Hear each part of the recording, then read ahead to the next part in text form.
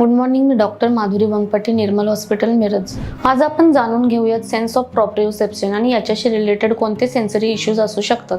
आपण जरी डोळे बंद केले तरी आपल्या बॉडीला ब्रेन कडून कमांड मिळतो की आपली बॉडी पोझिशन कशी आहे, आपला जॉईंट सेन्स काय आहे, याचा कंटिन्यूअस सिग्नल आपल्या ब्रेन पर्यंत पोहोचतो। हे काम आहे प्रॉप्रिओसेप्टर्सचे। प्रॉप्रिओसेप्टर्स आपल्या बॉडीमध्ये कोठे असतात तर जनरली स्किन मध्ये, जॉईंट्स मध्ये, स्केलेटल मसल मध्ये, स्ट्रेस रिसेप्टर फॉर्म मध्ये असतात। जेव्हा आपण बॉडी पोझिशन चेंज करतो तेव्हा सबकॉन्शियस लेवलवर बॉडी मसल आणि ब्रेन मध्ये कम्युनिकेशन होते। हा जो हिडन सेन्स आहे, इंटरनल सेन्स आहे, यालाच प्रॉप्रिओसेप्शन म्हणतो। या प्रॉप्रिओसेप्शन सिस्टमचे काय इम्पॉर्टन्स आहे तर हायपर ऍक्टिव्ह मुले कंटिन्युअसली एका ठिकाणी बसत नाही, तिकडे तिकडे पळतात। याशिवाय मुलांना रायटिंग करत असताना कळत नाही की नेमके पेनवरती किती प्रेशर दिले पाहिजे जेणेकरून ते व्यवस्थित रायटिंग करू शकतील।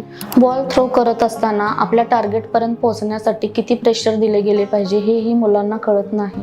बॉडी मसल आणि ब्रेन कनेक्शन कसे स्ट्रॉंग करायचे तर यासाठी मुलांकडून वेगवेगळ्या प्रकारच्या प्रॉप्रिओसेप्टिव्ह ऍक्टिव्हिटीज करून घेतल्या पाहिजेत। त्यामध्ये बॉल ऍक्टिव्हिटीज करून घेऊ शकता, हेवी ऑब्जेक्ट मुलांना उचलायला सांगू शकता, जसे की भाजीची बॅग, स्कूल बॅग, पाणी बॉटल मुलांना उचलायला सांगा।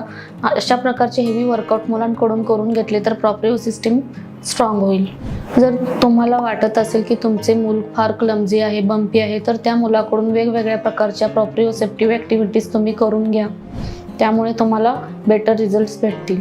इनफॅक्ट ह्या मुलांच्या आय कॉन्टॅक्ट रिस्पॉन्समध्ये, अटेन्शन स्पॅनमध्ये सुद्धा खूप इम्प्रूव्हमेंट होईल। अधिक माहितीसाठी निर्मल ऑटिझम अँड लर्निंग डिसॅबिलिटी सेंटरला भेट द्या किंवा खालील दिलेल्या नंबरवरती संपर्क साधा। धन्यवाद।